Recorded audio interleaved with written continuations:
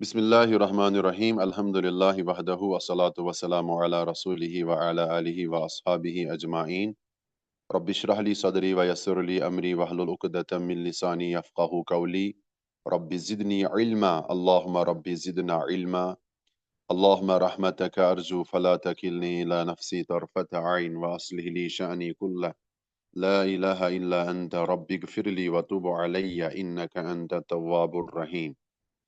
जैसा कि आप सब जानते हैं कि कल पहली दर्स में हमने उसूल फ़िक़्ह का थोड़ा सा तारुफ दिया था, समझाया था कि उसूल फ़िक़्ह किसे कहते हैं और उसूल फ़िक़्ह में किन चीज़ों के साथ डिस्कस किया जाता है, किन चीज़ों के साथ बहस की जाती हैं।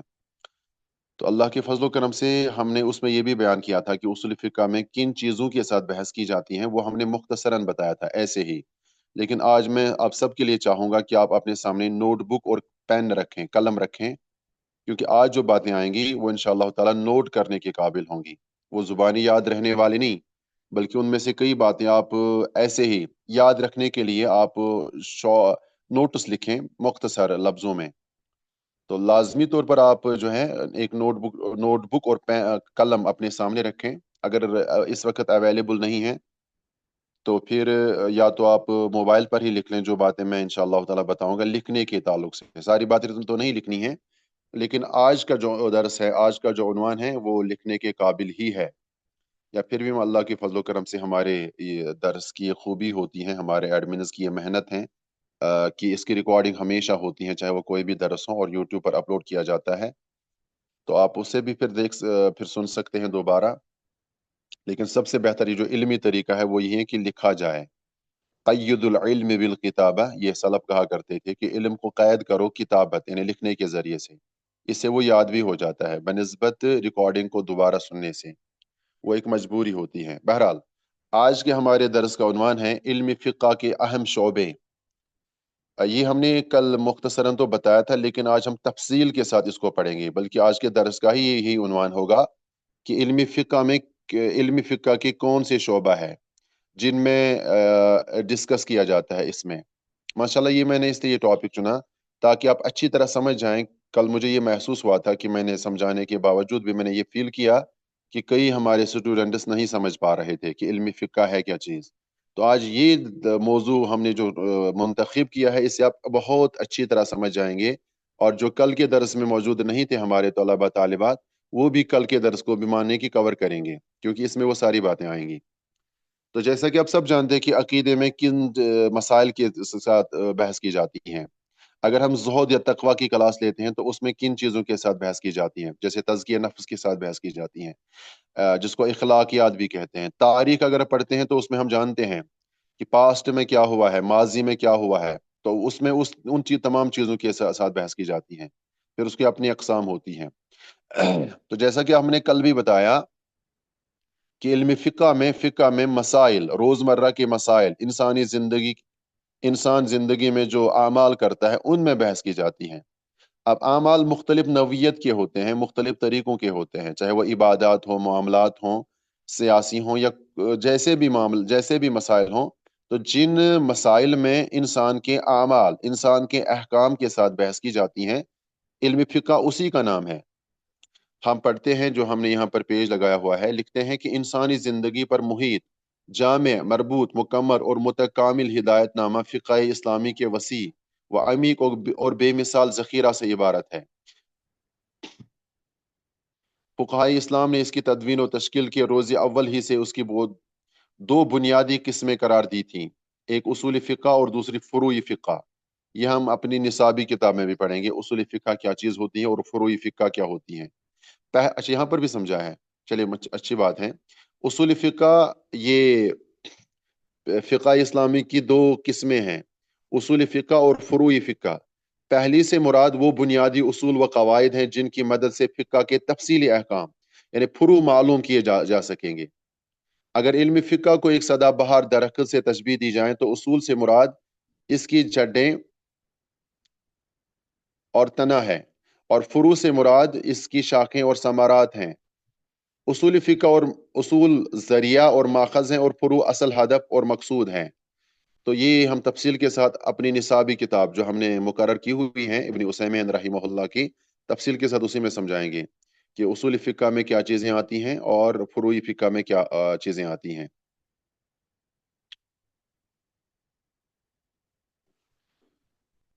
तो बहरहाल यहाँ पढ़ने की क्योंकि यहाँ टाइम चला जाता है इसी में,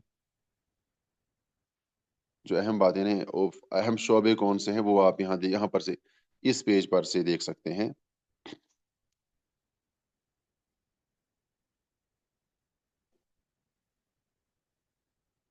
अलबत्ता ऊपर वाली लाइन इसमें बहुत अहम है, इसको लाज़िमन पढ़ेंगे। फ़ुक़हाए किराम ने तालीम व तफ़हीम, यानी फ़ुक़हाए किराम से मुराद इस्लाम के वो उलमा जिन्होंने फ़िक़्ह पर काम किया हुआ है। कुरान और हदीस से अहकाम अख़ज़ करते हुए उन्होंने फ़िक़्ह पर जो काम किया है उनको फ़ुक़हा कहते हैं। तो लिखते हैं कि फ़ुक़हाए किराम ने तालीम व तफ़हीम की सहूलत की ख़ातिर फ़िक़्ह के मज़ामीन व मंदरजात को मुतअद्दिद अंदाज़ से तक़सीम किया है। बाज़ हज़रात यानी बाज़ फ़ुक़हा ने इसकी तक़सीम इबादात और आदात के 2 उमूमी मौज़ूआत के तहत करते हैं। यानी वो अहकाम जिनका मकसद अल्लाह और बंदा के दरमियान ताल्लुक बनाना है, जिनको इबादत भी कहते हैं। और वो अहकाम जो बंदों के माबैन ताल्लुकात को मुनज़बित करते हैं, यानी जिनको हम मुआमलात भी कहते हैं। बाज़ दीगर हज़रात ने इबादात, आदात और मुआमलात की सहगाना तक़सीम को ज़्यादा मौज़ू करार दिया है। ताहम दौर जदीद के फ़ुक़हाए इस्लाम का रुझान ज़्यादा तफ़सीली किस्म का है। वो फ़िक़्ह के मौज़ूआत व मज़ामीन को जदीद मग़रबी कानून की इस्तिलाहात में बयान करना मौज़ू समझते हैं, जिसका सबसे बड़ा फ़ायदा कानूनदान हज़रात और जज साहिबान की बसहूलियत तफ़हीम है। यहाँ ये बात याद रहना चाहिए कि अगर ये तक़सीमें नहीं हैं, लेकिन ये मज़ामीन और उनकी क़दीम इस्तिलाहात उतनी ही क़दीम है जितना खुद फ़िक़्ह इस्लाम क़दीम है। यानी पुराने ज़माने में अगर हम फ़िक़्ह की बात करेंगे तो वहाँ पर या तो इबादात इसमें डिस्कस की जाती थी या मामलात। यानी इबादत बंदा और अल्लाह के साथ जो ताल्लुक होता है तो उनको इबादत कहते हैं, तो उसका फ़िक़्ह में उसके साथ डिस्कस किया जाता था। या बंदों और बंदों के दरमियान जो मामलात होते हैं जिनको हुकूकुल इबाद भी कहते हैं और फ़िक़्ह में उनको मामलात कहते हैं, तो उनमें डिस्कस किया जाता है। लेकिन इस किताब में आज के दर्स में आज के मौज़ू के तहत हम सीखेंगे कि जदीद दौर में जो आज के दौर के उलमा ने जो उसमें कुछ दूसरे मसाइल भी ऐड किए हैं, कुछ दूसरी बहसें भी ऐड की हैं। ये इसलिए हैं ताकि हम मुकम्मल तौर से फ़िक़्ह इस्लामी को समझेंगे। अगरचे आज के दौर में हमने कुछ जदीद चीज़ें इसमें ऐड की हैं इस किताब के ज़रिए से, लेकिन ये जदीद चीज़ें, नई चीज़ें नई नहीं है इसलिए कि ये पुरानी फ़िक़्ह में नहीं थी। ये पुरानी फ़िक़्ह में मौजूद थीं, लेकिन ज़रूरत नहीं थी इस तरह जो हम आज इन पर डिस्कस कर रहे हैं। तो जैसा कि इसके बाद दूसरे पैरा में लिखते हैं कि पहली सदी हिजरी के अवाखिर से फ़िक़ही मज़ामीन को पेश करने की जो तरतीब इख्तियार की गई थी, वो कमोबेश आज तक चली आ रही है और बहुत कम फ़िक़ही किताबें ऐसी मिलेंगी जिनमें इस तरतीब से नुमायाँ तौर पर इन्हराफ किया गया हो। अगर कोई फ़र्क कहीं नज़र आता है तो वो आम तौर पर जुज़वी किस्म का है, बुनियादी और जौहरी किस्म का नहीं। इस तरतीब के लिहाज से फ़िक़ही किताबों के मंदरजात को दर-ए-ज़ेल बड़े-बड़े उन्वानात के तहत बयान किया जा सकता है। यही हमारे दर्स का असल उन्वान है कि शोबे कौन-कौन से हैं जो फ़ुक़हाए किराम ने बयान किए हैं। यानी इल्म फ़िक़्ह में किन-किन शोबाजात से किन-किन मसाइल के साथ डिस्कस किया जाएगा। नंबर 1 सबसे पहले जो हम पढ़ेंगे इंशाअल्लाह ताला आने वाले दिनों में अब, तो इल्म फ़िक़्ह में सबसे पहले हम इबादात पर डिस्कस करते हैं। इबादत कैसे करनी है, इबादत को कैसे अंजाम देना है, किस इबादत में कितने शराइत हैं, कितने अरकान हैं, कितने वाजिबात हैं, कितनी सुन्नतें हैं और कितने मुस्तहिबात हैं और किन कामों से वो इबादत जो है बातिल हो जाती हैं, यानी हराम काम जो होते हैं या किन चीज़ों से वो मकरूह होती हैं, चाहे वो मकरूह तहरीमी हो या मकरूह तंज़ीही हो।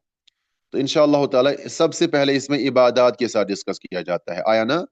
तो अकीदा इससे खारिज हुआ। अकीदा इसके अकीदे का ये टॉपिक नहीं है। तो इबादत सबसे पहले ये फ़िक़्ह इस्लामी का अव्वलीन मौज़ू है पुराने ज़माने से। और फ़िक़ही किताबें जो हमारे मुहद्दिसीन ने तरतीब दी हुई हैं, मसलन इमाम अबू दाऊद ने सुनन अबू दाऊद तरतीब दी है, फ़िक़ही किताब तरतीब दी है। इमाम नसाई ने सुनन नसाई तरतीब दी है। इमाम इब्न माजा ने सुनन इब्न माजा तरतीब दी है। इमाम दारमी ने सुनन दारमी तरतीब दी है। तो उन्होंने भी आप देख सकते हैं कहाँ से शुरुआत की है। अक्सर मुहद्दिसीन ने जिन्होंने फ़िक़ही किताबें लिखी हैं, जो मैंने अभी ज़िक्र किया, जैसे इमाम अबू दाऊद, उन्होंने किताब तहारा से अपनी किताब को शुरू किया। और तहारा तहारत यानी तहारत किस लिए? इबादत करने के लिए। इमाम तिरमिज़ी की सुनन तिरमिज़ी को देखिए किताब तहारा से शुरू होती है। सिवाय इब्न माजा के उन्होंने किताब सुन्नह से शुरू किया है, लेकिन बाद में उन्होंने भी किताब तहारा को ही प्रेफ़र किया है। یعنی اس کے بعد کتاب الطہارہ ہی بیان کیا ہے۔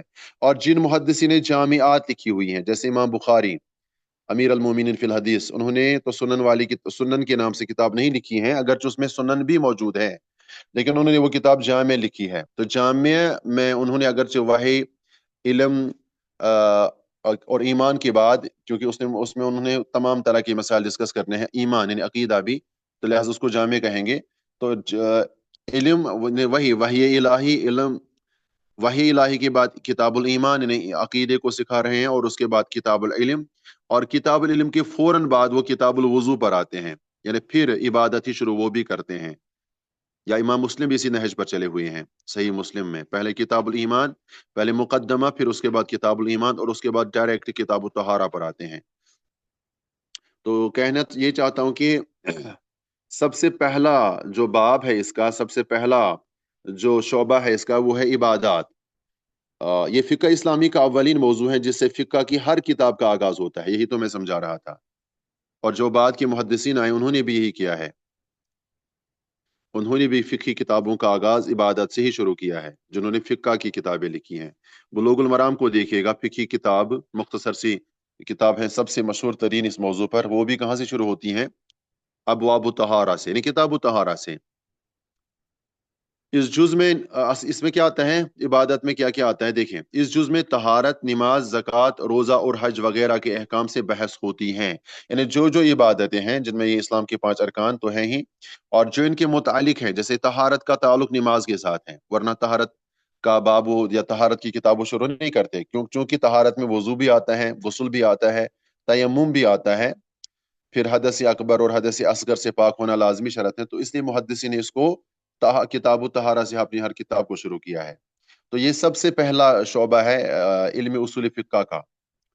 اس کے بعد دوسرا چیپٹر، یا کہہ سکتے ہیں دوسرا شعبہ، جس میں اصول فقہ یا علم فقہ میں جس کے ساتھ ڈسکس کیا جاتا ہے، یہ میں نے کل بھی بتایا تھا، فقہ الاسرہ، یاد رکھیں اس کو، اور یہی چیزیں آپ لوگوں نے نوٹ کرنی تھی، اپنی نوٹ بک پر لکھنی تھی، اوپر آپ ہیڈ لائن مقرر کر لیں کہ علم فقہ کے اہم شعبہ جات، پھر یہاں آپ لکھ سکتے ہیں نمبر 1 عبادات، بس پھر یہ تفصیل نہیں لکھنی ہے آگے سے، عبادات۔ نمبر 2 فقہ الاسرہ، اسرہ کہتے ہیں عربی زبان میں خاندان کو، فیملی کو، جس کو عائلہ بھی کہتے ہیں، عائلتن، تو آگے لکھا بھی ہے عائلی احکام اردو میں، حالانکہ عائلہ زیادہ تر اردو میں زیادہ تر یہ عربی لفظ ہیں، لیکن یہ اردو میں بھی مستعمل ہے، اردو میں بھی استعمال کیا جاتا ہے۔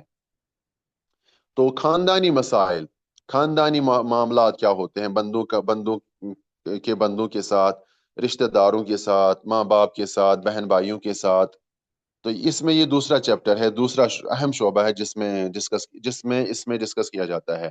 یہ فقہ اسلامی کا وہ حصہ ہے جو انسان کی آئلی زندگی، آئلی آپ سمجھ گئے نا، آئلی خاندانی زندگی کو منظم و منضبط کرتا ہے۔ فقہ الاسرہ کی اہمیت کا اندازہ اس امر سے لگایا جا سکتا ہے کہ قرآن پاک کی آیات احکام، جن کی تعداد کا اندازہ 250 سے لے کر 300 کے درمیان ہے، آپ دیکھ سکتے ہیں، اندازہ کر لیں، اللہ رب العالمین نے عائلی مسائل، خاندانی مسائل کے تعلق سے کتنی آیتیں قرآن مجید میں نازل کی ہوئی ہیں۔ یہاں پر لکھتے ہیں کہ قرآن مجید کی آیات احکام، یعنی احکام والی آیات نہیں، خاندانوں کے تعلق سے آیتیں نازل نہیں ہوئی ہیں، بلکہ احکام، یعنی بندوں کے احکام کیسے ہیں، کیا کیسے ہونے چاہیے، تو اس تعلق سے 250 سے لے کر 300 آیات کے درمیان آیات موجود ہیں۔ لکھتے ہیں کہ کم و بیش 1/3 یا اس سے کچھ زائد صرف شخصی اور عائلی قوانین سے متعلق ہیں، یعنی احکام سے متعلق، بندوں کے احکام سے متعلق جو قرآن مجید میں تقریباً 300 کے قریب آیتیں موجود ہیں، ان میں سے 1/3 1/3 یا اس سے کچھ زائد آیتیں صرف شخصی اور عائلی قوانین، خاندانی قوانین کے تحت وہ آیتیں تعلق رکھتی ہیں۔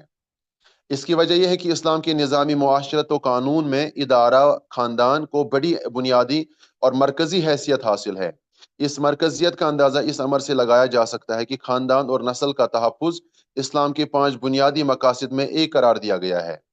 ادارہ خاندان کی یہ اہمیت اس لیے ہے کہ اسلامی معاشرہ کی تشکیل اور امت کی تکوین میں سب سے بنیادی اکائی خاندان ہی ہے۔ جی بالکل صحیح بات ہے، اگر خاندان کی اکائی مضبوط اور اسلامی اساس پر قائم ہو، اسلامی اساس پر قائم یعنی اگر خاندان اسلامک ہو، اگر خاندان اسلامی نہج پر چلے، ایک خاندان، اور اسی طرح سارے خاندان بن جائیں، تو कितना, बल्कि ऐसे लोगों पर अल्लाह हमेशा खिलाफत का निज़ाम उन्हें उन पर एक नियामत के तौर पर उनको अता करता है।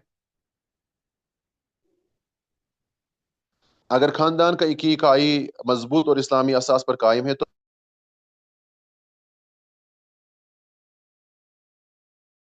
से जो मुआशरा बनेगा वो इस्लामी असास से करीब तर होगा। फ़िक़्हुल उसरा यानी खानदानी मसाइल, खानदानी अहकामात या आइली कवानीन में इसमें क्या क्या आएगा आप देखें। इसमें निकाह, ये आप नोट करेंगे यहाँ से, निकाह, तलाक, वरासत, वसीयत, नफका। नफका कहते हैं खर्च करने को, जैसे जो एक मर्द अपने बीवी बच्चों पर खर्च करता है। और हजानत, बच्चा की निगहदाश्त और परवरिश का हक, उसको हजानत अरबी में कहते हैं। बच्चे को पालना पोसना और बच्चे की परवरिश करना, उसमें वो सब सारी चीजें आती हैं कि अबवाब से बहस होती हैं। यानी फिकुल उसरा में अब देखिए इबादत में वो 5 चीजें आ गई, और वो हमने पढ़ी, और ये 5 चीजों के अलावा वो सारी चीजें जिनका उन 5 इबादत के साथ ताल्लुक है। लेकिन फिकुल उसरा में क्या क्या आया, हम क्या क्या आया, हम फिर से उसको बयान कर देते हैं। निकाह, तलाक, खुला भी आप ऐड कर सकते हैं इसमें। निकाह, तलाक, खुला, वरासत, वसीयत, नफका और हजानत। हजानत से मुराद बच्चा की निगहदाश्त और परवरिश का हक। तो ये फिकुल इसरा में इन फिकुल उसरा यानी आइली कवानीन में इनके साथ बहस की जाती है, और यही फिक़्ह इस्लामिया में पढ़ाई जाती है। यानी इदारा खानदान वजूद में कैसे आएगा, अफराद खानदान के हुकूक और फ़राइज़ क्या क्या होंगे, अगर वजूद में आने के बाद खानदान में इख्तलाफात जन्म लेने लगेंगे जो कभी अल्लाह बचाए तलाक या खुला का बाइस बनता है, तो उनको कैसे दूर किया जाएगा। पहले ही खुला या तलाक की नौबत नहीं आनी चाहिए, पहले उनको दूर करना चाहिए, वो तदबीरें हमें सीखनी चाहिए। मरने वाले की जायदाद मरने वाले की जायदाद अफरादी खानदान में कैसे और किस तनासुब से तकसीम की जाएगी, और अफरादी खानदान की ज़रूरियात की तकमील और मफादात की निगहदाश्त कैसे की जाएगी। ये फ़िक़्हुल उसरा में सारी चीज़ें आती हैं। इसके बाद तीसरा अहम शोबा वो है जो हमने कल भी बताया था मुख्तसरन, मुआमलात। मुआमलात लिखते हैं कि मंतकी और वाक़ाती तरतीब के एतबार से देखा जाए तो घरेलू ज़िंदगी के बाद यानी आइली कवानीन के बाद इंसान की मुआशरती ज़िंदगी आती है, सोशल लाइफ जिसे कहते हैं। हर बंदा अपने मुआशरे में रहता है ना। अभी हम जो यहाँ क्लास में जो मौजूद हैं, हम अपने अपने मुआशरे में रहते हैं। हमारा ताल्लुक जिस मुल्क से भी है, जिस खित्ते से भी हैं, जिस इलाके से भी हैं, तो हमारा अपना मुआशरा होता है, अपनी सोसाइटी होती है। तो इसी को आगे लिखते हैं। इसके बाद घरेलू जिंदगी के बाद इंसान की अहम जिंदगी मुआशरती जिंदगी का दर्जा आता है, जिसमें उसे लोगों से लेन देन, अब यहाँ पर गौर करें इसमें किन किन बातों या किन किन मसाइल के साथ बहस होती है। इसमें यानी मुआशरती जिंदगी में लोगों से लेन देन, खरीदो फरोख्त और मालो दौलत से मुतालिक मामला तय करने पड़ते हैं। ये मामला दो तरह के होते हैं। कुछ तो वो जिनमें फरीकैन के कानूनी हुकूक व फ़राइज़ मुरतब होते हैं, और कुछ वो जिनके नतीजे में ऐसे कानूनी हकूक व फ़राइज़ मुरतब न होते हों जिनको अदालतों के ज़रिए नाफिज कराया जा सकता हो। उनमें पहली किस्म का इस्तिलाही नाम फ़िक़्हुल मामलात है। बिल्कुल, फ़िक़्हुल मामलात अलग से सब्जेक्ट पढ़ाया जाता है, यानी अलग से टॉपिक, बल्कि मैंने जहाँ पर पढ़ा हुआ है हमें तो वहाँ पर यही अलग से फ़िक़्हुल मामलात पढ़ाया गया था। अलग एक सब्जेक्ट, अलग एक नोट्स, एक बुक की हैसियत से हमें पढ़ाया गया था। फ़िक़्हुल मामलात, फ़िक़्हुल इबादात अलग पढ़ाया गया था, फ़िक़्हुल उकूबात अलग पढ़ाया गया था। तो ये यानी उसमें यानी मामलात में वो मसाइल डिस्कस किए जाते हैं जिनका ताल्लुक मामलात के साथ ही होता है। ये फ़िक़्ह इस्लामिया का सबसे वसी और सबसे अमीक मैदान है। आमतौर पर आजकल के जदीद फुक़हा उसे इस्लाम का दीवानी कानून, हाँ जी, ये भी कहते हैं। ये सारी इस्तिलाहातें आप नोट करें, याद रखें इनको। ऐसे ये ज़ुबानी याद नहीं रहने वाली। इनको आप नोट करेंगे, लिखेंगे तो तब ये याद रहेंगी। वो सलफ़ का कौल याद रखें, क़य्यिदुल इल्म बिल किताबा, क़य्यिदुल इल्म बिल किताबा, इल्म को क़ैद करो लिखने के ज़रिए से। अच्छा, फ़िक़्हुल मामलात जिनमें मुआशरती ज़िंदगी के साथ बहस की जाती हैं, जो हमने अभी समझा कि क्या-क्या बातें इसमें डिस्कस की जाती हैं। तो इसको आम तौर पर आज के दौर के फुक़हा इस्लाम का दीवानी कानून कहते हैं। ये दीवानी कानून, आज जो दारुल इफ्ता भी जो हमारे मुफ्तियान किराम बैठे हुए होते हैं, वो इसी तरह के नाम बोलते हैं। ये दीवानी कानून है। इसका ताल्लुक दीवानी कानून के साथ है। तो हमें उसको वक़्त मालूम होना चाहिए कि दीवानी कानून क्या होता है। اچھا، دیوانی قانون قرار دیتے ہیں۔ اس کی وجہ یہ ہے کہ دیوانی قانون کے نام سے یورپ میں بالعموم اور فرانس میں بالخصوص قانون کے جو شعبے کو یاد کیا جاتا ہے، اس کا بڑا حصہ فقہائے اسلام کی تقسیم کی روح سے معاملات ہی کے ابواب میں زیر بحث آتا ہے۔ لیکن واقعہ یہ ہے کہ فقہ المعاملات کا دائرہ جتنا وسیع ہے، اس کے لحاظ سے اسے دیوانی قانون کا مترادف قرار دینا اس کی وسعت کو محدود کر دینے کے مترادف ہیں۔ فقہ المعاملات کو دیوانی قانون کا مترادف قرار دے کر اس کی وسعت کو سول لا کی تنگنائیوں، اصل میں یہ تنگنائی ہونی چاہیے، نون یہاں پر گر گیا ہے اس لفظ میں، سول لا کی تنگنائیوں میں محدود کر دینا درست تو نہیں معلوم ہوتا۔ یعنی تنگنائیوں سے مراد تنگ دامنی۔ فقہ المعاملات میں وہ تمام احکام بھی شامل ہے جن کا تعلق افراد یا گروہوں کے درمیان لین دین اور تجارتی قسم کے تعلقات سے ہیں۔ یعنی اس طرح آپ لکھ سکتے ہیں کہ معاملات، جس کا دوسرا نام فقہ المعاملات بھی ہے یا دیوانی قانون بھی ہے، سول لا، تو اس میں کیا آتا ہے؟ اس میں لوگوں کے درمیان جو ہوتے ہیں نا، لین دین، خرید و فروخت اور مال و دولت سے متعلق جو بھی معاملات ہوتے ہیں تو وہ اس میں ڈسکس کیے جاتے ہیں۔ انشاءاللہ تعالی اللہ نے چاہا، اللہ نے توفیق عطا فرمائی تو فقہ المعاملات کے نام سے انشاءاللہ تعالی یہ اصول فقہ مکمل کرنے کے بعد ہم ان تمام چیپٹرز کو الگ الگ پڑھائیں گے، یعنی فقہ المعاملات کو، عبادات کو۔ عبادت تو ویسے بھی ہم پڑھتے ہیں، ویسے بلوغ المرام میں یہ ساری چیزیں آتی ہیں، اس میں فقہ العبادات بھی آتی ہیں، فقہ المعاملات بھی آئیں گی، فقہ الاسرہ ویسے اس میں نہیں آئے گا، فقہ الاسرہ وہ بھی انشاءاللہ تعالی جو ہم آگے پڑھنے جا رہے ہیں کچھ کتابیں اس میں آئیں گی۔ اللہ نے چاہا تو جو چیزیں ہمیں ان میں نہیں آئیں گی وہ ان کو ہم الگ سبجیکٹ کے اعتبار سے پڑھائیں گے۔ ویسے فقہ المعاملات آج کل ہم بلوغ المرام میں پڑھ رہے ہیں، ہے نا؟ یاد ہے جو بلوغ المرام کے اسٹوڈنٹس ہیں ابھی کلاس میں موجود، تو آپ کو یاد پتہ ہے نا کہ فقہ المعاملات کے تعلق سے ہی آج کل ہم پڑھ رہے ہیں۔ کون سا چیپٹر؟ کتاب التجارت ہم پڑھ رہے ہیں نا آج کل، کتاب البیوع، کتاب البیوع یا کتاب التجارہ، تو یہ تو فقہ المعاملات کے ساتھ تعلق رکھتی ہیں، کیونکہ فقہ معاملات میں لین دین، خرید و فروخت، مال و دولت جو لوگوں کے درمیان انہیں تقسیم ہوتے رہتے ہیں مختلف شکلوں میں، چاہے وہ حق شفعہ ہو یا ابھی آج کل ہم پڑھ رہے ہیں وہ زمین کو ٹھیکہ پر دینا، اجارہ داری کرنا، مساقات کرنا، مزارعت کرنا، یہ ساری چیزیں تو لوگوں کے درمیان لین دین کے ساتھ ہی تعلق رکھتی ہیں۔ مزاربت، جی مزاربت بھی، تو یہ فقہ المعاملات میں ان چیزوں کے ساتھ ڈسکس کیا جاتا ہے۔ اس کے بعد یہ تو کتنے شعبے ہم نے بیان کیے؟ دو اہم شعبے۔ پہلا شعبہ عبادات، دوسرا شعبہ نہیں، تین ہو گئے، تین شعبے ہو گئے۔ ایک تو نمبر 1 عبادات، نمبر 2 فقہ الاسرہ، آئلی قوانین، خاندانی قوانین، اور تیسرا فقہ المعاملات، اور چوتھا، اب دیکھیں چوتھا لکھیں، اس کو بھی نوٹ کریں، فقہ التعامل الاجتماعی، ماشاءاللہ، فقہ التعامل الاجتماعی۔ حالانکہ اس کا تعلق بھی ویسے اگر دیکھا جائے فقہ المعاملات کے ساتھ ہی ہے، لیکن تھوڑا سا اس کو الگ کیا گیا ہے، وہ بھی ہم سمجھیں گے کہ اس کو الگ کیوں کیا گیا ہے۔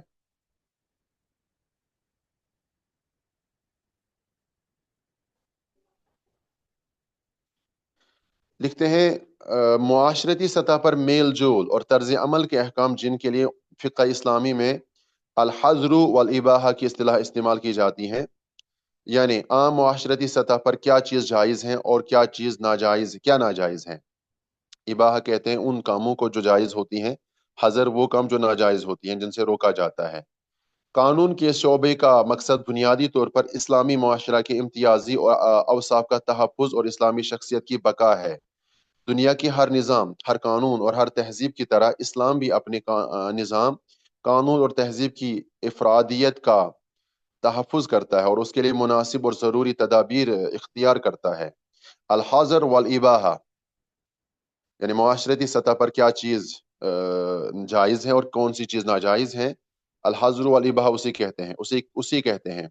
الحظر والاباحہ کے احکام اسی ضرورت کی تکمیل کے لیے ہیں۔ اس ضابطے میں کھانے پینے کے آداب دیکھیں، اب دیکھیں اس میں کیا کیا آئے گا، فقہ التعامل الاجتماعی میں کیا آئے گا، اس میں کھانے پینے کے آداب، حلال و حرام کی تفصیلات، عام معاشرتی سطح پر افراد کا میل جول، غیر مسلموں سے روابط کے انداز، شادی بیاہ کے طریقے اور حدود، یعنی شادی بیاہ کے طریقے اور اس کے حدود، لباس اور پردہ کے احکام، رہن سہن کے اصول، اس میں کافی ساری چیزیں آتی ہیں، بلکہ کہنا چاہوں گا مکمل طور سے جو ہمارا اجتماعی نظام ہے، ہمارے معاشرے میں جو اجتماعی نظام ہے، وہ اس میں آئے گا، چوتھے شعبے میں آئے گا، فقہ التعامل الاجتماعی، اس کا نام بھی اگر آپ اس پر غور کریں گے، التعامل الاجتماعی، یعنی اجتماعیت کے ساتھ تعامل کرنا، اجتماعیت کے ساتھ ایک دوسرے کے ساتھ اپنے مسائل کو نبھانا۔ ظاہر سی بات ہے اس میں آپ کچھ اور چیزوں کو اگر یہاں کتاب میں لکھے بھی نہیں ہوئے ہیں تو ان کو آپ ایڈ کر سکتے ہیں، اضافہ کر سکتے ہیں۔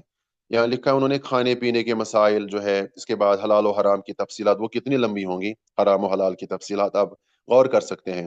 عام معاشرتی سطح پر افراد کا میل جول ہر اعتبار سے، چاہے وہ آپ کی مسلم بہن بھائی ہوں یا غیر مسلم ہوں، غیر مسلم وہ آگے لکھا بھی ہے انہوں نے، غیر مسلموں سے روابط کے انداز کیسے ہونے چاہیے، شادی بیاہ کے طریقے اور اس کے حدود، لباس اور پردہ کے احکام، رہن سہن کے اصول و قواعد، برتاؤ اور اس جیسے دیگر امور سے بحث کی جاتی ہیں فقہ التعامل الاجتماعی میں۔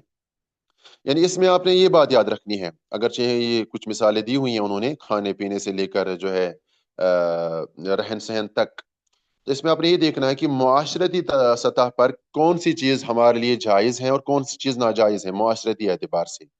تو یہاں پر آپ نے فرق، تھوڑا سا فرق یہ تمیز کرنی ہے کہ فقہ التعامل الاجتماعی، اور جو اس سے پہلے ہم نے تیسرا شعبہ پڑھا ہے معاملات، یعنی فقہ المعاملات، اس میں اور اس میں کیا فرق ہے، یہ ایک جیسے میچ ہوتے ہیں نا، ایک جیسے لگتے ہیں۔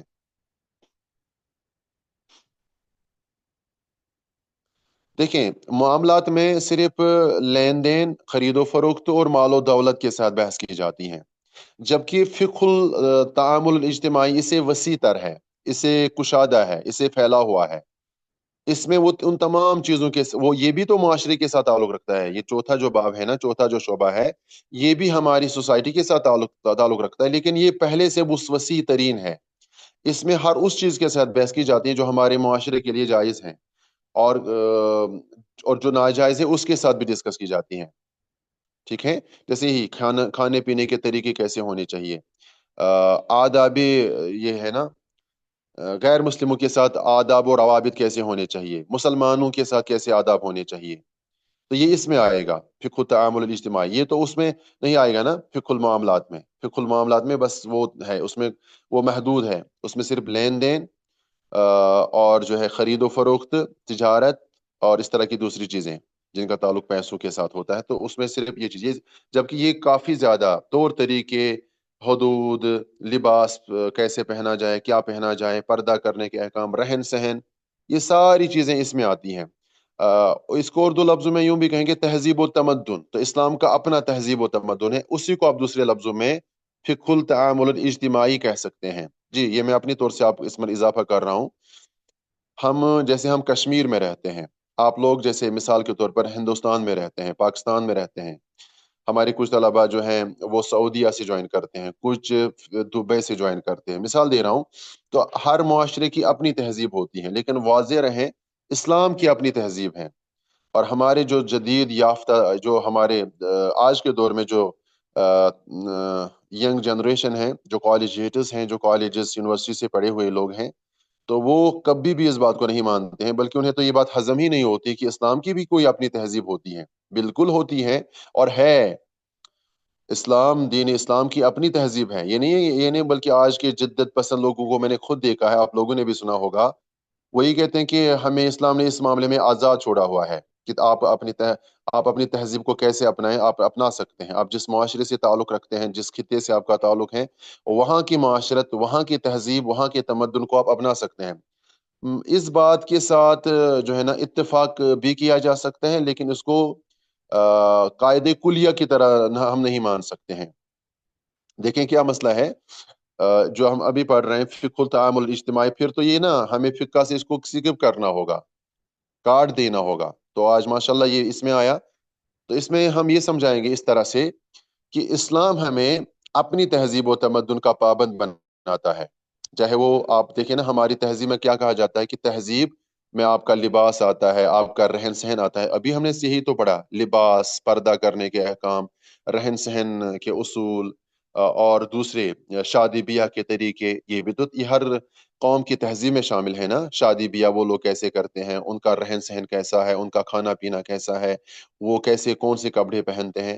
بالکل اسلام ہمیں اس حد تک تو آزاد چھوڑ دیتا ہے ان مسائل میں کہ آپ کپڑا کیسے پہنیں گے، آپ کا کھانا پینا کیا ہوگا، اسی طرح جو ہے رہن سہن کے اصول۔ لیکن اسلام ہمیں ان میں نے اس لیے کہا کہ قاعدے کلیہ کی طرح اس کو ماننا صحیح نہیں ہے، بلکہ اس میں کچھ قیود و حدود ہے جن کو ماننا اور جن کو اپنانا اور جن کو لاگو کرنا اسلامی معاشرے کے لیے لازم ہے، تبھی وہ اسلامی معاشرہ یا تبھی وہ اسلامی تہذیب کہلائے گا۔ مثال کے طور پر ہم کھانا کھائیں گے، کھانا پینا تو ہر معاشرے میں ہوتا ہی ہے، لیکن اسلام ہمیں اس میں حرمت و حلت کا پابند بنائے گا کہ آپ نے کون سے کھانے کھانے ہیں اور کون سے کھانے نہیں کھانے ہیں۔ ہم لباس پہنیں گے تو اسلام ہمیں اس میں آزاد چھوڑے گا، بالکل چھوڑے گا، ہم اپنے کلچر کے مطابق ہی پہن سکتے ہیں، لیکن اسلام ہمیں اس بات کا پابند ضرور بنائے گا کہ آپ نے کون سے کپڑے پہننے اور کون سے کپڑے نہیں پہننے ہیں۔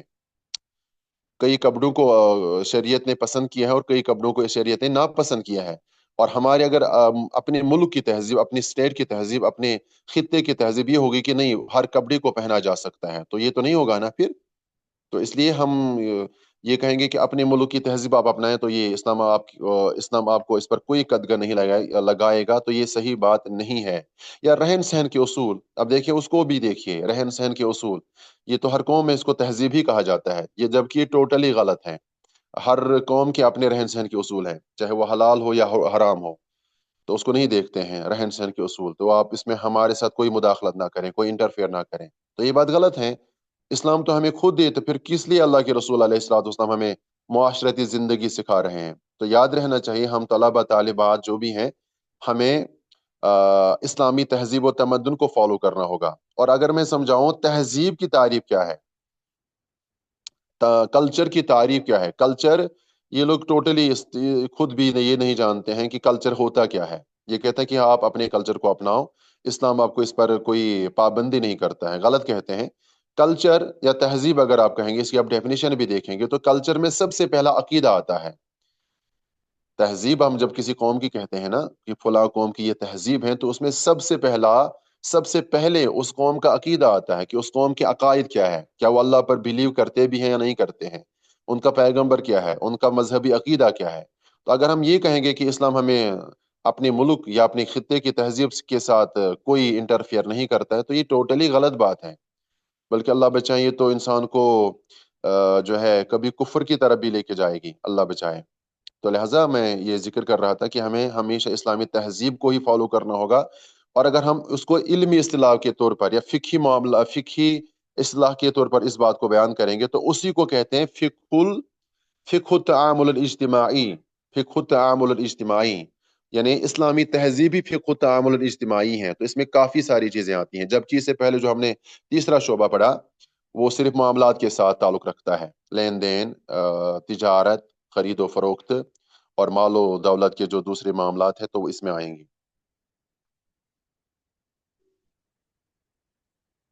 اس کے بعد پانچواں شعبہ، دیکھیں کتنے شعبہ جات آتے ہیں، اور میں یہ پڑھ کر بہت اچھا لگا مجھے، کیونکہ ہم نے جب یہ اصول فقہ پڑھا ہوا تھا تو اس طرح نہیں پڑھا تھا۔ یہ میں صحیح دل کی بات کہہ رہا ہوں کہ ہم نے بھی جب یہ پڑھا تھا تو اس طرح نہیں پڑھا تھا کہ ان میں کن کن مسائل کے ساتھ بحث کی جاتی ہے، اگرچہ ہم نے پھر کتابیں تو پڑھی تھیں لیکن اس طرح ماشاءاللہ نہیں۔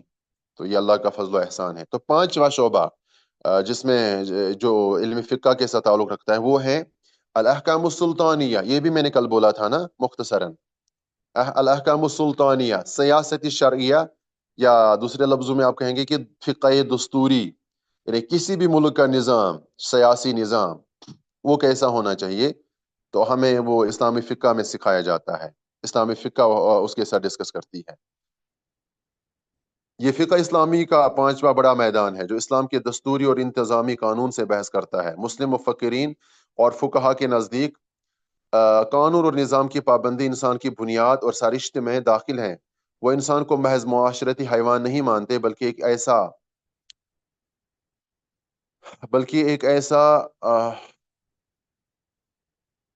کہاں پہنچ گئے ہم، وہ انسان کو محض معاشرتی حیوان نہیں مانتے بلکہ ایک ایسا سیاسی حیوان قرار دیتے ہیں جو قانون اور نظم و ضبط کی شعوری پابندی کرتا ہے رومی قانون دانوں نے بھی شاید مسلمانوں کے اثر سے یہ کہا کہ جہاں معاشرہ ہوگا وہاں قانون بھی ہوگا، پھر جہاں قانون ہوگا وہاں قانون بنانے اور اسے چلانے والے بھی ہوں گے، پھر وہاں قانون کو نافذ کرنے والے اور اسے توڑنے پر سزا دینے والے بھی ہوں گے۔ یہ فقہ اسلامیہ کا وہ شعبہ ہے جو بجا طور پر اسلام کا دستوری اور انتظامی قانون کہلاتا ہے۔ لیکن اس میں مصنف نے یہ ڈسکس نہیں کیا ہے کہ اس میں کن کن قوانین کے ساتھ بحث کی جاتی ہے، یعنی جس کو ہم کہہ سکتے ہیں الاحکام السلطانیہ، سیاست شرعیہ یا فقہ دستوری۔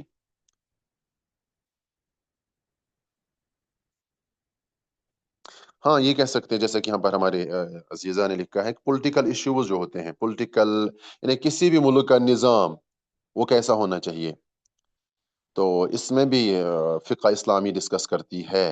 جیسے کہ سعودی عرب کا نظام آپ دیکھ سکتے ہیں، یا جو ہے دوسرے ممالک کا آپ نظام دیکھ سکتے ہیں، افغانستان کا نظام آپ دیکھ سکتے ہیں، یا کچھ دوسرے ممالک کا، یا اگر چلیے آج کے دور کی بات چھوڑیے، فقہائے یہ نا خلفائے راشدین کی ہم بات کر رہے ہیں، تو ان کے زمانے یا ان کے بعد جو تھے نا اسلامی جو حکمران گزرے ہیں، خلافہ گزرے ہیں، چاہے وہ حضرت امیر معاویہ رضی اللہ تعالی عنہ یا ان کے بعد بنو امیہ کے جو بھی حکمران گزرے ہیں، تو انہوں نے جیسے حکومت چلائی ہے، انہوں نے جیسے سیاست شرعی کی ہوئی ہیں، تو وہ بھی فقہ اسلامی اس کے ساتھ ڈسکس کرتی ہیں، چاہے وہ بنو عباسی ہوں یا بنو امیہ ہوں، کیونکہ اس کے بعد تو اسلامی نظام سلطنت تو نہیں رہا، تو اس میں بھی یہ ڈسکس کرتے ہیں۔ اس میں بھی یعنی اگر آپ نے کسی ملک کا بادشاہ بنانا ہے تو وہ بھی یہاں اس میں اس کے ساتھ ڈسکس کیا جاتا ہے کہ کون بادشاہ ہوگا، کیسے ہوگا، پھر وہ اسلام اپنے ملک میں کیسے اسلامی حکومت کو قائم کر سکتا ہے اور کیسے قوانین وہ نافذ کر سکتا ہے۔ قوانین تو ہزاروں ہوتے ہیں نا، تو وہ بھی یعنی وہ اس میں بھی یہ فقہ ڈسکس کرتی ہیں، بحث کرتی ہیں کہ ملکی قوانین، جو میں نے اس کے بارے میں کل بھی کہا تھا کہ ملکی قوانین کیسے ہونے چاہیے جسے ملک کا نظام پرامن رہے، تمام جرائم سے پاک، تمام گناہوں سے پاک۔ تو اسی کے ساتھ اب دیکھیں جو ہم نے یہ جو ہے پانچواں شعبہ پڑھا کہ ملکی نظام میں ہم کیسے سیاست کو لاگو کریں، پالیٹکس کو لاگو کریں، اسلامی پالیٹکس کو۔ اب اس میں ہم نے کہا کہ تاکہ اس ملک کا نظام اسلامک رہے، اس ملک کا نظام پرامن رہے، تمام جرائم، تمام گناہوں، تمام کرائمز سے پاک۔ اب یہ ہوتا ہے کہ کرائمز پھر بھی ہوں گی، گناہ پھر بھی ہوں گے، جرائم پھر بھی ہوں گے، تو اس کے لیے اسلام نے دوسرا فقہ کے ساتھ اس کا تعلق ہے کہ ان کی سزائیں کیسے ہونی چاہیے۔ جو قوانین کو توڑے گا، جو قوانین کی خلاف ورزی کرے گا اسلامی قوانین کی، تو ان کی سزائیں کیا ہونی چاہیے اس ملک میں، تو اس کو کہتے ہیں فقہ الجنایات۔ یہ بھی کل ہم نے مختصراً بیان کیا تھا، فقہ الجنایات، اسلام کا فوجداری قانون۔ ابھی ہم نے پڑھا تھا دیوانی قانون، اور اب آیا چھٹا شعبہ، وہ ہے فقہ الجنایات۔ فقہ الجنایات کا تعلق پانچویں شعبے کے ساتھ ہے، الاحکام السلطانیہ کے ساتھ۔ دیکھیں جب کوئی سلطان، جب کوئی بادشاہ، جب کوئی حکمران، یا پرانے زمانے میں جب کوئی خلیفہ اپنے ملک میں اسلامی قوانین نافذ کرے گا، اب اس ملک میں رہنے والے لوگ کبھی شرارت کر کے ان قوانین کو توڑ ڈالیں گے، تو ان کو پھر اس کو کیا سزا دی جائے گی، تو اس کے لیے فقہ الجنایت کو سیکھنا پڑے گا۔ جنایات، جنایا جرم کو کہتے ہیں، جنایا جرم کو کہتے ہیں، تو ان جرموں کی کیا سزا ہونی چاہیے، جیسے چور کا ہاتھ کاٹنا، یہ اسلام نے سکھایا ہے نا۔ بدکار کو اگر شادی شدہ ہے تو سنسار کرنا، اگر غیر شادی شدہ ہے تو کیا کرنا ہے اس کو، اگر غیر شادی شدہ ہو تو 1 سال کی جلا وطنی اور 100 کوڑے مارنا۔ اسی طرح اگر کوئی قاتل کسی کو قتل کریں تو اس کو قصاص میں قتل کرنا، بشرطے کہ وہ معاف کریں، یا اسی طرح شرابی کو کوڑے مارنا، شاتم رسول اللہ صلی اللہ علیہ وسلم کے گستاخ کو قتل کرنا۔ اس طرح کی چیزیں جو ہے نا وہ فقہ الجنایات کے ساتھ تعلق رکھتی ہیں۔ جنایات جرم، جرم کو کہتے ہیں، جرم پر کیا سزا ملے گی، کس جرم پر کون سی سزا ہوگی، تو یہ بھی اس کا یہ الاحکام السلطانیہ اور فقہ الجنایات لازم اور ملزوم ہے، لازم و ملزوم ہے۔ اگر الاحکام السلطانیہ نہیں ہے تو فقہ الجنایات بھی کل عدم ہو جاتی ہیں، کیونکہ کسی بھی ملک میں اگر اسلامی حکومت نہیں ہے تو یہ قوانین نافذ نہیں ہو سکتے ہیں۔ اور اس کو کہتے ہیں فقہ الجنایات کو اسلام کا فوجداری نظام بھی اس کو کہتے ہیں، فوجداری نظام یا فوجداری قانون بھی اس کو کہتے ہیں۔ جہاں قانون ہوگا وہاں قانون کو توڑنے والے بھی ہوں گے، یہی تو میں سمجھا رہا تھا ابھی، جہاں قانون ہوگا وہاں قانون توڑنے والے بھی ہوں گے۔ قرآن مجید سے پتہ چلتا ہے کہ کوئی معاشرہ ایسا نہیں گزرا جس میں جرائم کا ارتکاب کرنے والے ناپید ہوں۔ بہترین سے بہترین معاشروں میں بھی جرائم کا ارتکاب ہو جاتا ہے۔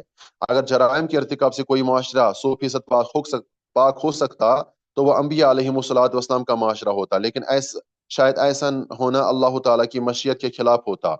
اللہ تعالیٰ نے انسانوں میں فسق و فجور اور صلاح و تقوی دونوں رجحانات رکھے ہیں، اور دونوں رجحانات کی طرف کھینچنے والی قوت انسانوں میں ودیت کی گئی ہیں۔ انہی دونوں قوتوں میں توازن پیدا کر کے بدی کی قوتوں کو قابو کرنا اور بھلائی کی قوتوں کو ابھارنا انسان کا فریضہ ہے۔ ایسے میں بدی کی قوت کو سرے سے مٹا دینا اللہ کی حکمت آزمائش اور دنیا کے دارالامتحان ہونے کے تصور کے خلاف معلوم ہوتا ہے۔ جرائم کے بارے میں اسلام کا نقطۂ نظر یہ ہے کہ ان کو کم سے کم سطح پر لے آیا جائے۔ معاشرہ میں جرم کا ارتکاب انتہائی استثنائی صورت ہو جسے معاشرہ کا مزاج انکار کرتا ہو اور عام لوگ اسے نفرت کرتے ہوں۔ جرم کا ارتکاب اعلانیہ نہ کیا جا سکتا ہو، ایک بار جرم ثابت ہو جانے پر قرار واقعی سزا دی جاتی ہو اور دوسرے ممکنہ مجرمین کے لیے اس کو عبرت بنایا جاتا ہو۔ جرائم کی سزائیں اور ان کا قانون وضع کرنے کے لیے ضروری ہے کہ پہلے جرم کا تعین کیا جائے کہ جرم کیا ہے، اور یہ طے کیا جائے کہ کسی فعل کو کب، کن حالات میں اور کن شرائط کے تحت جرم قرار دیا جائے۔ وہ اسباب اور بنیادیں کون اور کن اصولوں کی اساس پر متعین کرے گا جن کی روشنی میں کسی فعل کو جرم قرار دیا جائے گا۔ پھر جو افعال جرم قرار دیے جائیں گے ان کی سزائیں کیا ہوں گی اور ان کا تعین کون اور کن اصولوں کی بنیاد پر کرے گا۔ ظاہر سی بات ہے وہ یا تو ملک کا حکمران یا اس کے نگرانی میں اس کے ماتحت جو قاضی ہوں گے، مفتی ہوں گے یا جو بھی ہوں گے جن کو وہ مقرر کریں گے، یا جج، آج کے دور میں اس کو جج کہیں گے، قاضی جسے کہتے ہیں، پرانے دور میں جس کو قاضی کہا جاتا ہے اسی کو آج جج کہتے ہیں، وہ طے کریں گے۔ اور اس کے بعد لکھا ہے کہ پھر سزائیں کب اور کن حالات میں دی جائیں گی، جیسے چور کا ہاتھ کاٹنا، بدکار کو سنسار کرنا، یہ تو وہی فیصلہ کریں گے نا، یہ عام لوگوں کے اختیار میں نہیں ہو سکتا ہے۔ اور کب اور کن حالات میں ان کو معاف یا ختم یا کم کیا جا سکتا ہے، یہ بھی ان پر ہوگا کہ کیا کس مجرم کو معاف کیا جا سکتا ہے یا کسی کی سزا کینسل کی جا سکتی ہے، کن شرائط کے تحت کینسل کی جا سکتی ہیں، وہ سب کریں گے۔ ان سب تفصیلات کے مجموعے کا نام فقہ الجنایات یا اسلام کا فوجداری نظام یا اسلام کا فوجداری قانون اسی کو کہتے ہیں۔ اس کے بعد 7واں شعبہ ہے، یہ کافی لمبا ہے، دیکھیں 8 شعبے ہیں اس کے، جی۔ اب 8واں ہم مختصر کر کے شارٹ کر کے اس کو یعنی ختم کرتے ہیں۔ ادب القاضی، قانونی ضابطہ، اس کا تعلق قاضی کے ساتھ ہوتا ہے، یا دوسرے لفظوں میں کہیں جج کے کیا قانون رہیں گے، جو جج ہوگا اسلامی عدالت کا تو اس کے کیا قانون رہیں گے۔ دیکھیں نا، اسلامی فقہ کو اگر آج کے درس میں آپ لوگوں نے سمجھا ہوگا تو آپ اس سے سمجھ سکتے ہیں کہ فقہ کا اسلام کے نظام، اسلام کی حکومت، اسلام کی خلافت کے ساتھ کتنا گہرا تعلق ہے۔ اسلام کی نظام خلافت کے ساتھ اسلامی فقہ کا کتنا گہرا تعلق ہے۔ اب آپ یہ بھی اندازہ کیے ہوں گے کہ اصول تفسیر ہوں یا اصول حدیث ہوں تو ان میں یہ چیز ساری چیزیں نہیں ہوتی ہیں نا، اس لیے تو ہم نے کل بتایا تھا کہ اصول فقہ اصول تفسیر سے بھی زیادہ اہم ہے اور اصول حدیث سے بھی زیادہ اہم ہے، اصول تاریخ سے بھی زیادہ اہم ہے، ہر چیز سے بھی زیادہ اہم ہے، کیونکہ آپ سمجھ سکتے ہیں آج کے درس میں اگر آپ نے غور کیا ہوگا تو آپ یہ میری باتوں کے ساتھ اتفاق کریں گے۔ اچھا، اس کے بعد لکھتے ہیں کہ اس میں مختصر ہی پڑھیں گے کیونکہ کافی لمبا ہو گیا آج کا درس۔ فقہ اسلامیہ کا 7واں بڑا میدان ادب القاضی ہے، جس کو بعض جدید عرب مصنفین فقہ الموافعات کے نام سے بھی یاد کرتے ہیں۔ یہ اسلامی قانون کا وہ شعبہ ہے جس کو آج کل کی اصطلاح میں قانونی ضابطہ کہا جا سکتا ہے۔ اس عنوان کے تحت اب دیکھیں، اس میں کافی لمبی بحث ہے، کتنا پڑھیں گے آج، اگلے درس میں مکمل کریں گے۔ ویسے میں نے اگلے درس میں اپنی نصابی کتاب کو شروع کرنا تھا، یہ سوچا تھا، یہ کافی لمبا ہوتا جا رہا ہے، یا پڑھتے ہیں اس کو مکمل کریں گے آج۔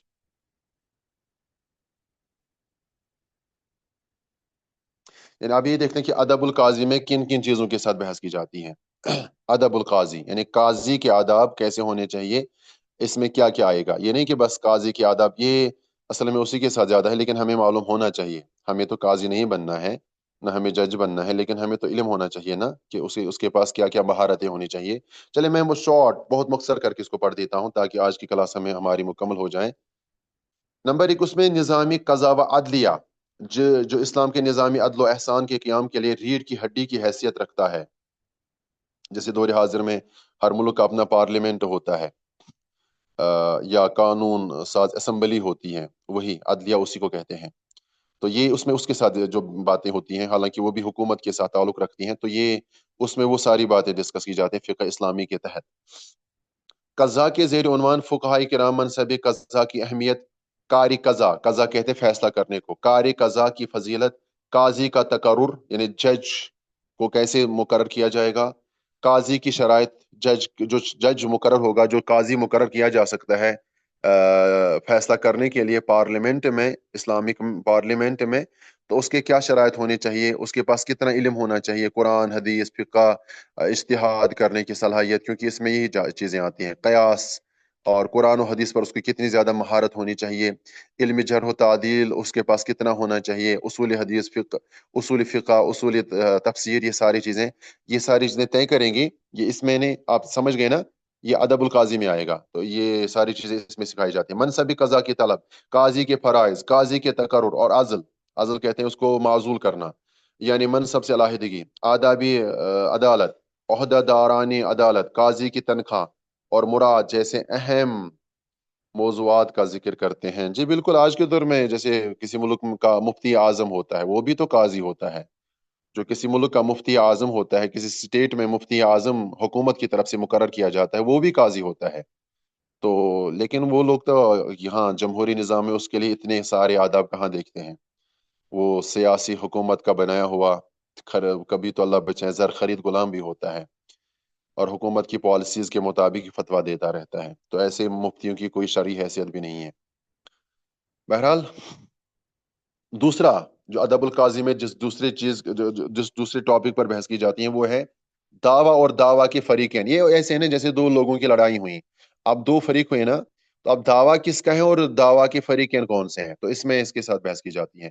وہ امور جن کا فیصلہ کرانے کے لیے عدالت میں جانا ضروری ہے. یہاں عدالت سے مراد ہمیشہ یاد رکھیں اسلامی عدالت. جیسے سعودی عرب میں چور کا ہاتھ کاٹا جاتا ہے، تو وہاں کی وہ شرعی عدالت فیصلہ کر سناتی ہے.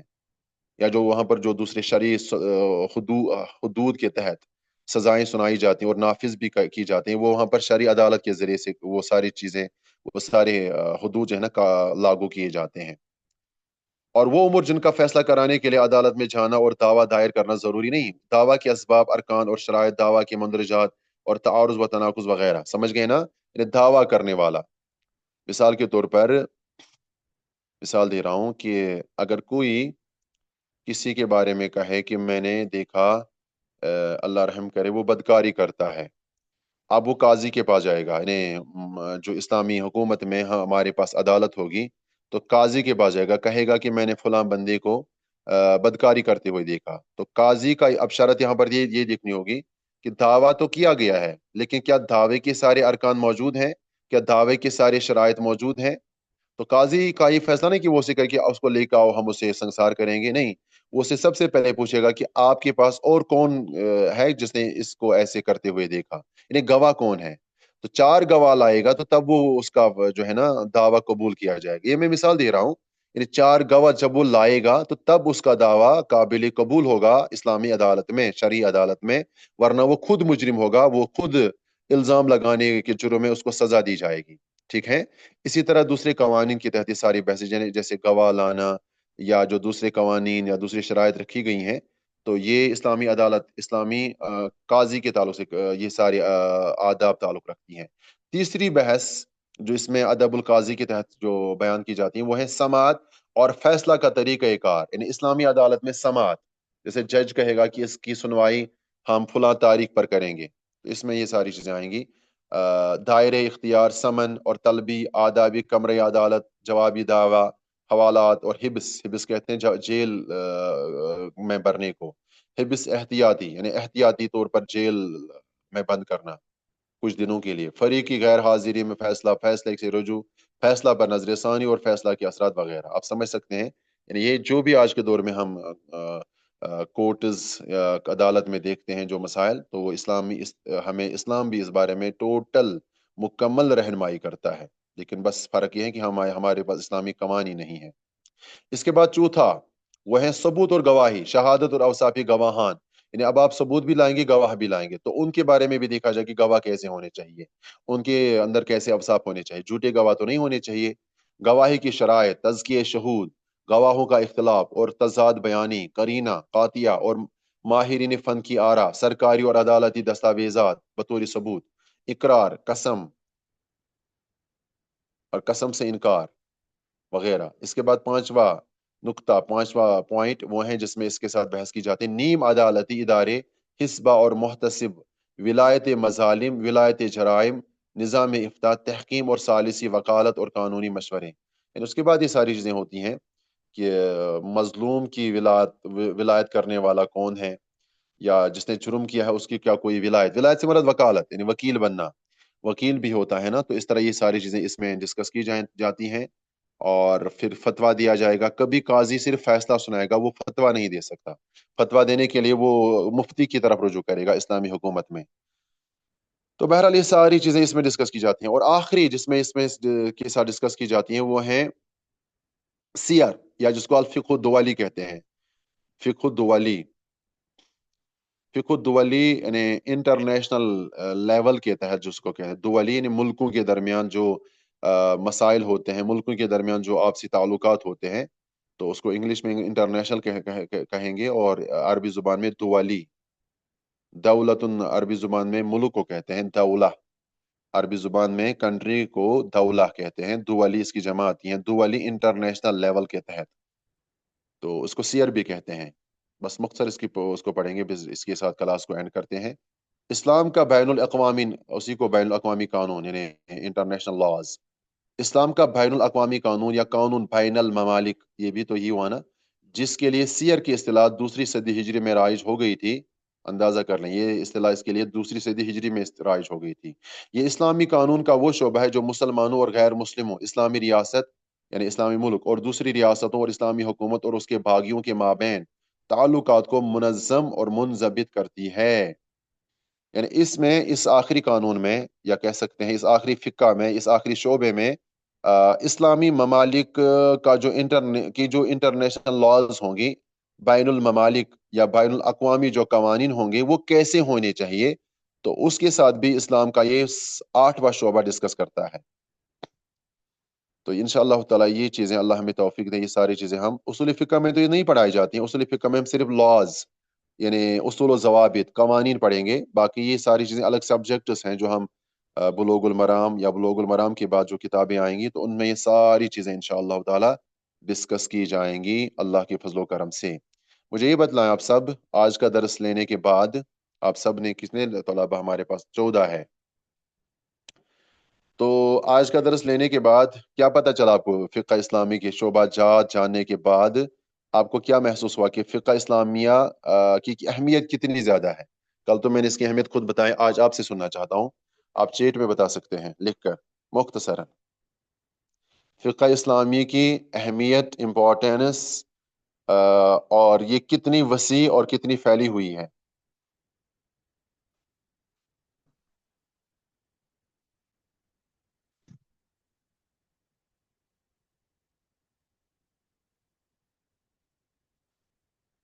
ہاں جواب دیں۔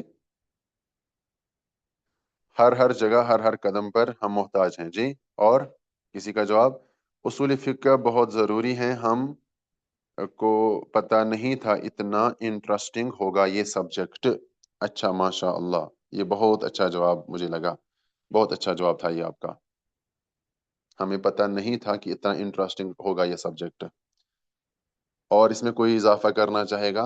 یہ آج کا درس لینے کے بعد آپ کو کیا محسوس ہوا، کتنی اہمیت، کتنی ضرورت ہے اس سبجیکٹ کی؟ کل ہی فی الطعام، ماشاء اللہ، کیا مثال دی ہے، جیسے کھانے میں نمک ہوتا ہے، بغیر نمک آپ کا کھانا آپ کو کیسا لگتا ہے؟ نمک کے بغیر آپ کو کھانا،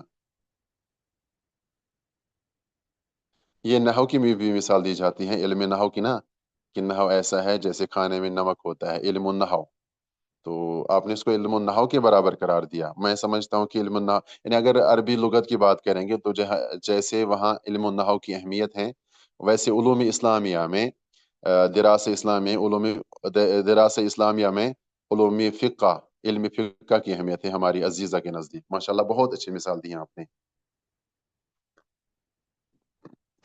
ماشاءاللہ. اور اس کے بغیر زندگی ادھوری ہے. یہ کیا جواب دیا ہے آپ نے؟ علم اصول فقہ کے بغیر لکھتے ہیں ہمارے ایک عزیز کہ اس کے بغیر زندگی ادھوری ہے. ایسا ہی ہے. وسیع موضوع ہے بالکل، وہ تو ہے. اس کے متعلق علم نہ ہو تو معمولات مشکل ہو جائیں گے. جی بالکل. یعنی بہت ضروری ہے. جی بالکل، فقہ کا علم بہت ضروری ہے. ترجمان ہے قرآن و حدیث کا. بالکل.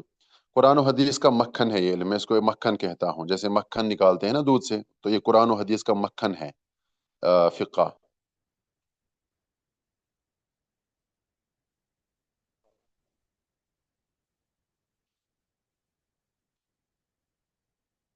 جی بالکل. قوانین سمجھ آئیں گے تو زندگی بہتر طریقے سے گزار سکتے ہیں.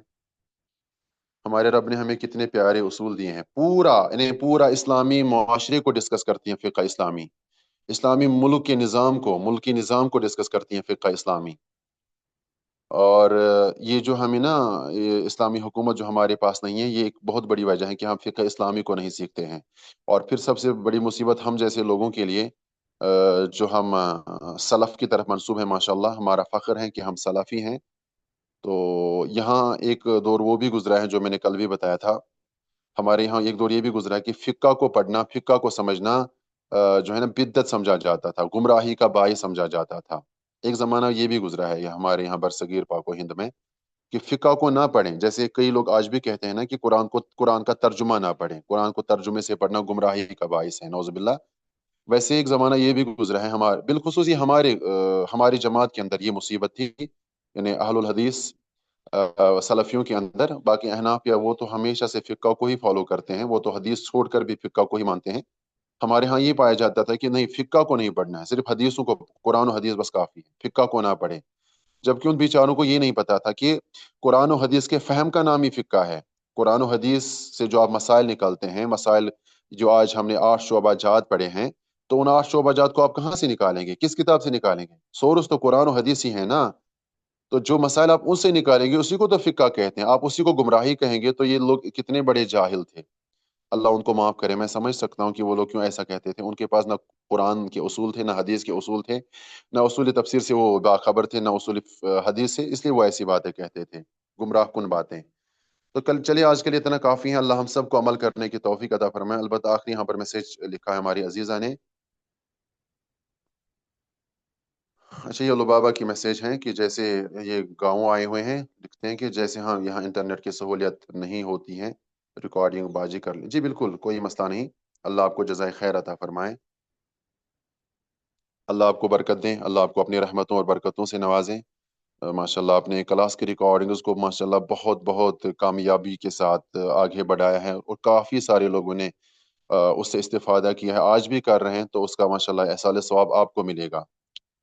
تو لبابا کو آپ سب کو آپ نا اس کا مشکور اور ممنون رہنا چاہیے کہ کتنی محنت کے ساتھ یہ آپ کی عزیزہ اور چھوٹی سی بہن ہے آپ لوگ سب کی، کہ کتنی محنت اور جد و جہد کے ساتھ یہ آپ سوشل میڈیا پر یہ ساری ریکارڈنگز اپلوڈ کرتی ہیں. ابھی وہ نہیں ہے، کچھ دنوں کے لیے شاید نہیں ہوں گی ہمارے کلاسز میں. کلاسز تو لیں گی لیکن ریکارڈنگ نہیں کر پائیں گی.